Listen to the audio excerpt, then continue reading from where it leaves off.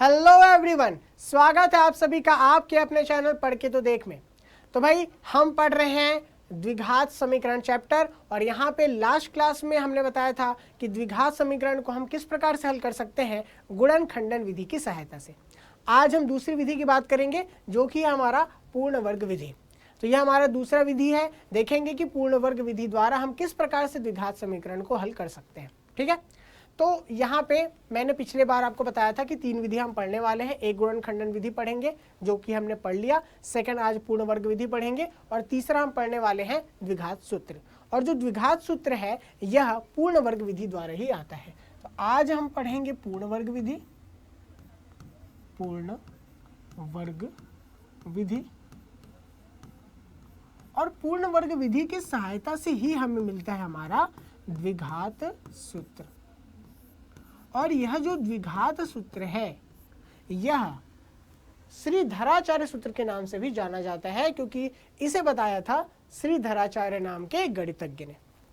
अब यहाँ पे बच्चे अगर मैं बात करूं कि जैसे कि हमारे पास एक मानक समीकरण होता है, हम सभी जानते हैं, है ना, हम सभी जानते हैं अच्छे से कि हमारे पास मानक समीकरण होता है ax का वर्ग धन bx धन c बराबर 0।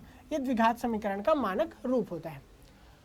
अगर मैं आपको इससे द्विघात समीकरण द्वारा अगर मैं आपको पूर्ण वर्ग विधि समझाने का प्रयास करूं तो आपको कुछ भी समझ में नहीं आएगा। मेरा मानना है कि अगर आपको पूर्ण वर्ग विधि समझना है तो सबसे पहले आप एग्जाम्पल से समझो। एग्जाम्पल से समझने के बाद हम इस मानक रूप में आएंगे और इस मानक रूप द्वारा द्विघात सूत्र निकालेंगे। तो सबसे पहले मैं कुछ एग्जाम्पल्स लेता हूं, उन एग्जाम्पल्स को मैं आपको समझाऊंगा, आप भी घर में प्रैक्टिस करना, और अगली क्लास में हम इस मानक समीकरण को लेकर हम इसमें लगाएंगे पूर्ण वर्ग विधि और उससे निकालेंगे द्विघात सूत्र। ठीक है, तो इस प्रकार से हमारी तीनों विधियां जो है कंप्लीट हो जाएगी। तो चलिए जल्दी से चलते हैं उदाहरण में। एक उदाहरण ले लेते हैं, ये हमारा पहला उदाहरण है। इस उदाहरण के थ्रू मैं आपको समझाऊंगा कि पूर्ण वर्ग विधि का कैसे प्रयोग करना है। आइए चलते हैं। पहला जो पॉइंट है पूर्ण वर्ग विधि का, हमें हमेशा ध्यान में रखना है कि x वर्ग का गुणांक, x वर्ग का गुणांक एक होना चाहिए। क्या होना चाहिए? एक होना चाहिए। ये हमें हमेशा ध्यान में रखना है। x वर्ग का गुणांक एक होना चाहिए। तो सर यहाँ पे x वर्ग का गुणांक तो 2 है, अब क्या करें? अब यहाँ पे क्या कर सकते हो आप, चूंकि एक समीकरण है 2 से आसानी से भाग दे सकते हो, तो हम लिख सकते हैं दोनों पक्षों में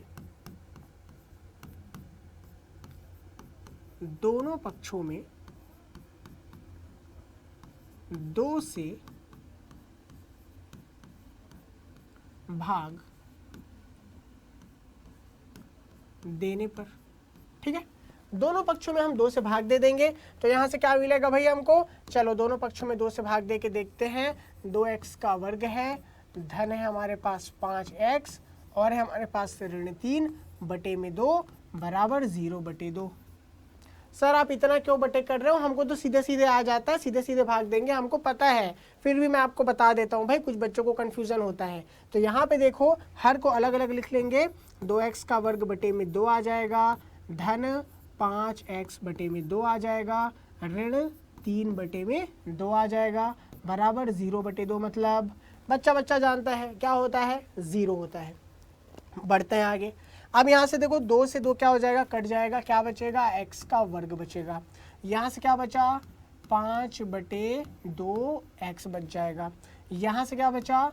ऋण 3/2, और बराबर क्या है? बराबर है 0। ठीक है, अब भाई हमको जो चाहिए था वो तो हमें मिल गया। x का वर्ग का जो गुणांक है वो मैंने क्या बोला था? 1 होना चाहिए बोला था, मिल गया हमें 1। x वर्ग का गुणांक जो है 1 होना चाहिए बोला था, हमें क्या मिल गया? 1 मिल गया। चलो भाई ये पहला स्टेप तो हमारा मतलब फुलफिल हो गया। सेकंड स्टेप क्या है? सेकंड स्टेप ये है कि जो हमारे चर वाले पद हैं उसको एक पक्ष में रखो, अचर पद को दूसरे पक्ष में ले जाओ। दूसरा स्टेप क्या है हमारे पास? चर वाले पद, चर पद एक तरफ और समीकरण के दूसरे तरफ अचर पद को रखो, सबसे पहला काम। ठीक है, x वर्ग के गुणांक को 1 रखने के बाद सबसे पहला काम चर वाले पद को एक तरफ, अचर वाले पद को दूसरे तरफ रखना। तो यहाँ से क्या आ जाएगा? x का वर्ग धन 5/2x बराबर 3/2। कर लिया हमने ये वाला काम भी। अब क्या करें सर? अब देखो यहाँ पे सभी बच्चे ध्यान से देखना और समझना कि जैसे कि हमने पहले पढ़ रखा है। क्या पढ़ रखा है भाई? a का वर्ग धन 2ab धन b का वर्ग बराबर होता है a धन b पूरे का वर्ग। और हमने इसी प्रकार का दूसरा सर्व समीकरण देखा था, a का वर्ग ऋण 2ab धन b का वर्ग बराबर a ऋण b पूरे का वर्ग। ये दोनों हमने अच्छे से देख लिया था बिना किसी दिक्कत के। ठीक है, हम ये पहले से जानते हैं। क्या हम इस वाले पक्ष को, मतलब चर वाले पक्ष को इस रूप में ला सकते हैं? ध्यान से देखते जाओ। x का वर्ग है, 5/2x दिखाई दे रहा है। तो यहाँ पे x का वर्ग है, वहाँ a का वर्ग है, बिल्कुल कुछ कुछ सिमिलर सा दिखाई दे रहा है। ठीक है, मतलब ऐसा हम कर सकते हैं। तो देखो x का वर्ग है तो a की जगह कौन है? x है। चलो भाई ये तो समझ में आ गया कि a की जगह x है, बहुत बढ़िया बात है, रख दिया। धन क्या होना चाहिए? 2ab, चलो 2 को भी रख दिया। a की जगह x है तो x को भी रख दिया। अब यहाँ पे देखो अचर पद क्या है? 5/2 है। क्या है अचर पद? 5/2 है। 5/2 अचर पद तो है, लेकिन चूंकि ऊपर में 2 का गुणा किया तो नीचे में भी 2 का गुणा करना पड़ेगा। ऊपर में 2 का गुणा किया यहाँ पे देखो, तो नीचे भी 2 का गुणा करना पड़ेगा। ठीक है, अब यहाँ से आ गया 2x और 5/2 गुणा 2। ठीक है, ये इतना हमें मिल गया। करेक्ट। अब यहाँ से हो गया बराबर 3/2। आई होप इतना सबको समझ में आ गया होगा। आगे बढ़ते हैं। x का वर्ग धन 2, a की जगह x है और b की जगह क्या आ गया? देखो 5/4 आ गया। 5/4 किसकी जगह आ गया? b की जगह में। तो भाई ये हमारे a की जगह पे x है, a की जगह पे x है, b की जगह पे 5/4 है। क्या बोला? कि धन b का वर्ग होना चाहिए। तो धन b का वर्ग मतलब क्या है? धन b की जगह क्या है? 5/4 है और इसका वर्ग होना चाहिए। करेक्ट। धन b का वर्ग होना चाहिए, तो 5/4 है, इसका क्या होना चाहिए? वर्ग होना चाहिए। तो यार मैंने धन 5/4 का वर्ग एक तरफ जोड़ दिया, मामला ठीक है क्या? नहीं ठीक है। हमें क्या करना पड़ेगा? जैसे कि अगले पक्ष में हम देख सकते हैं 3/2 है, तो इस पक्ष में 5/4 का वर्ग जोड़ा है, तो दूसरे पक्ष में भी 5/4 का वर्ग बेटा जोड़ना पड़ेगा, क्योंकि समीकरण का नियम है दोनों तरफ बैलेंस होना चाहिए, दोनों तरफ बराबर होना चाहिए। तो क्या होगा? 5/4 का वर्ग इधर जोड़ा तो 5/4 का वर्ग इधर जोड़ना पड़ेगा। ध्यान से देखो बच्चे लोग, a का वर्ग यहाँ दिखाई दे रहा है, यहाँ देखो 2 है, a है, b है, और यहाँ देखो b का वर्ग दिखाई दे रहा है।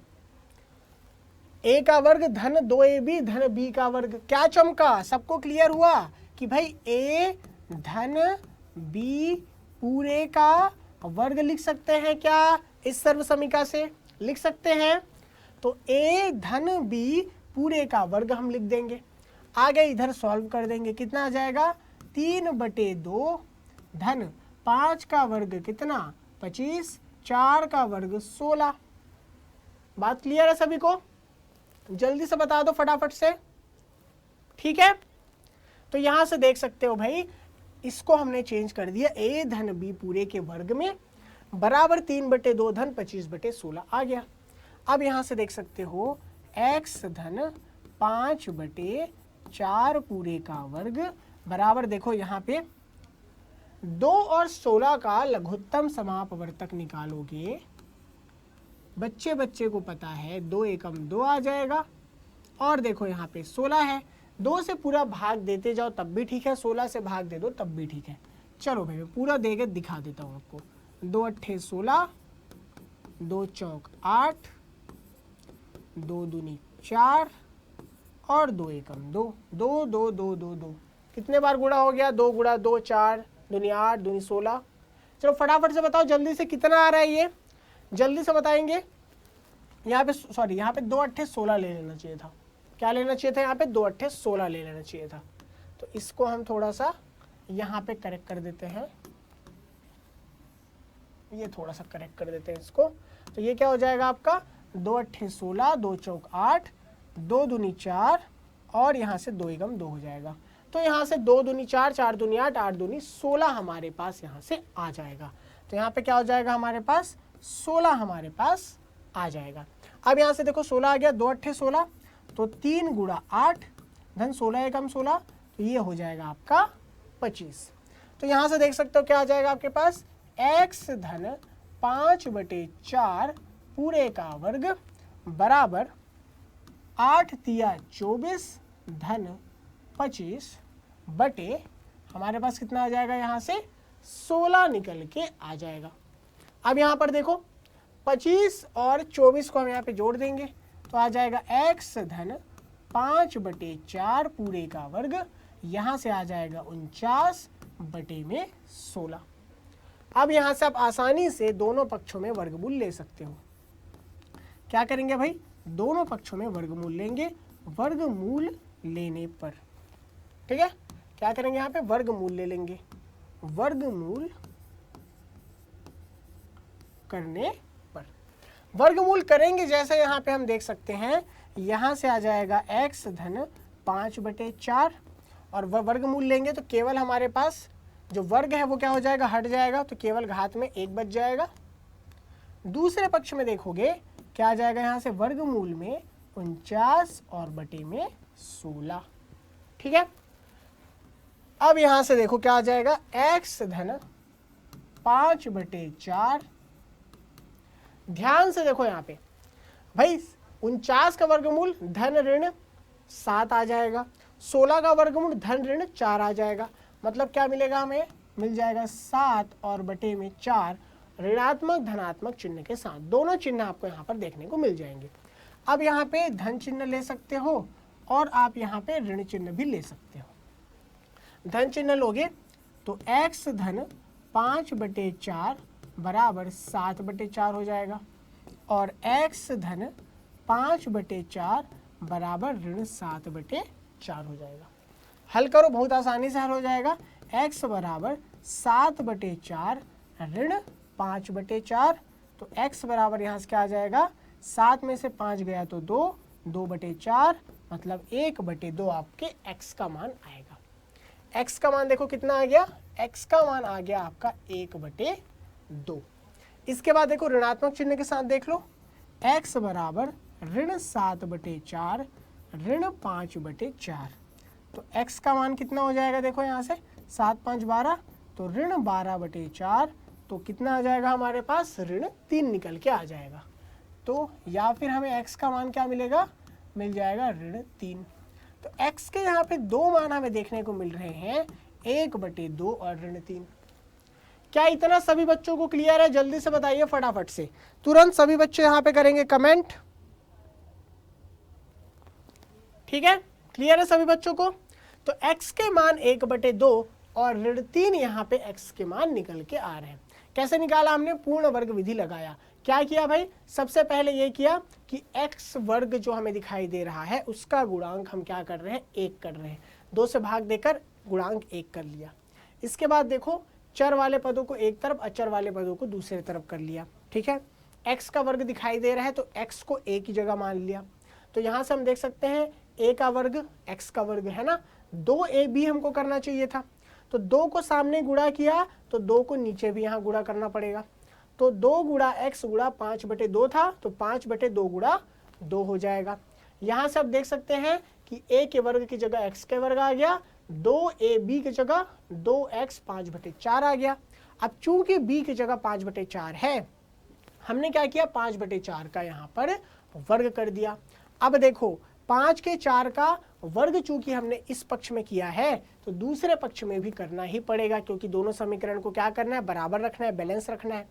तो यहाँ से हम देख सकते हैं कि हमें सर्वसमीका द्वारा a धन b पूरे का वर्ग रूप मिल गया, जो कि हमने किया x धन 5/4 का वर्ग।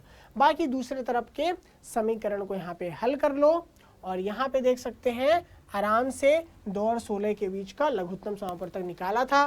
भाई डायरेक्ट निकाला होता तो डायरेक्ट 16 बोल दिया होता मैंने, निकालते निकालते बीच में छोटा सा मिस्टेक भी कर दिया था। आप लोग ऐसे मिस्टेक गलती से भी मत करना, ठीक है। बढ़ते हैं अब भाई दूसरे प्रकार के सवाल की ओर। सेम क्वेश्चन है, वैसा ही क्वेश्चन है, कुछ अंतर नहीं है। मैं आपको फिर से एक बार समझाने के लिए बता रहा हूँ, और ऐसा ही एक क्वेश्चन मैं आपको यहाँ पे उदाहरण के लिए भी दूंगा, हल करने के लिए दूंगा, होमवर्क दूंगा, ठीक है। तो यहाँ से देख सकते हो, इसको अब जल्दी जल्दी सॉल्व करते हैं, देखते हैं इसको कैसे सॉल्व कर सकते हैं। सबसे पहले 8 को भाग दे देना है, तो x का वर्ग ऋण 14/8 x ऋण 15/8 बराबर 0। देखो x के वर्ग के गुणांक को 1 रख लिया।